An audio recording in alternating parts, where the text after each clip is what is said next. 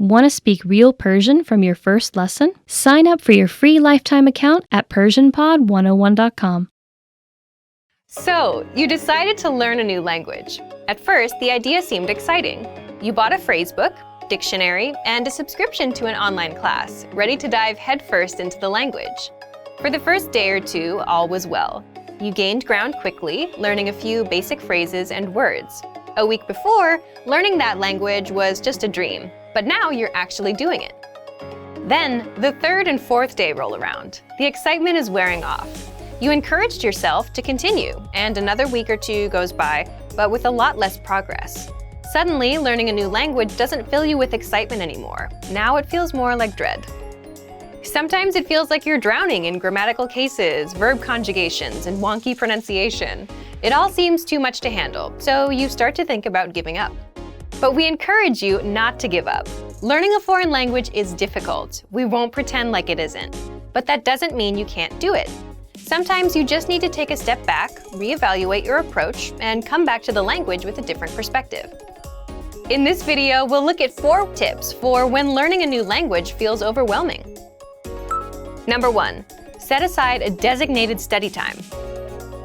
Consistency is key when learning a foreign language. Studying 15 minutes 7 days a week will benefit you more than cramming in 2 hours 1 day a week. Set aside an amount of time that works best for you. If you can afford to spend an hour every day learning, that's awesome. Go for it. But don't feel bad if you can't spend that much time. Even 10 or 15 minutes a day goes a long way. Breaking up your learning into manageable time segments will relieve a lot of the stress that can come with studying a new language. Learning is not a race. Go at your own pace and try not to compare your progress with anyone else's. Number 2. Take it one bite at a time. Now that you have your schedule under control, it's time to focus on what you'll actually be studying. It's recommended that every 1 to 2 weeks you focus on learning a very specific piece of the language. It could be a conjugation group, a case, tense, or a collection of theme vocabulary. Whatever you choose, hone in on it and do your best to feel comfortable with it before you move on to something else. Ever heard the saying, "How do you eat an elephant?"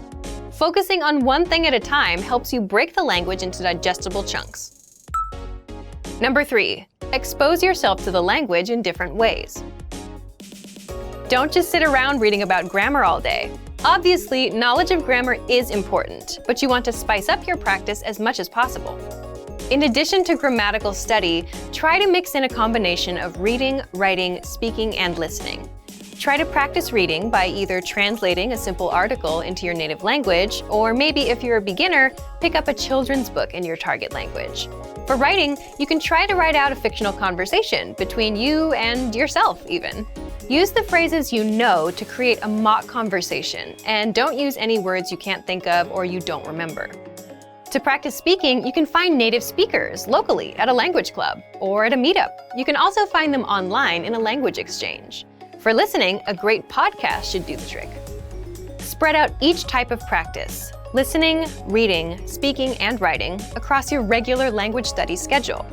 This will give you a balanced experience in the language and should help keep things interesting.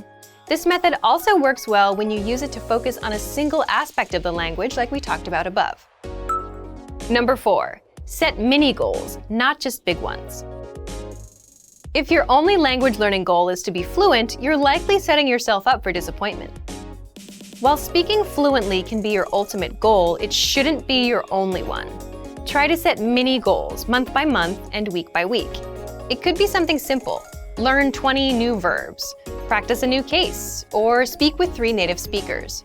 As long as it's specific and reasonable to achieve in a shorter amount of time, it should work fine.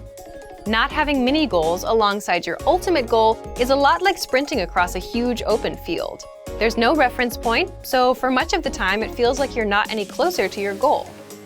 It's not that you're not moving forward, it just feels like you're not. Without any trees or buildings to run past, it seems like you're running in place. Mini goals are like the trees and buildings of your language race. They help you see that you're moving forward and give you a sense of accomplishment. The desire for perfection can get in the way of your progress. Don't freak out when you struggle to speak or make a mistake. It's all a part of the learning process. Also, don't be afraid to speak, even if you know what you'll say won't be totally correct. It's better to do your best to communicate in the language and get it wrong than to never try at all. Learning a new language isn't always easy. In fact, oftentimes it's very hard.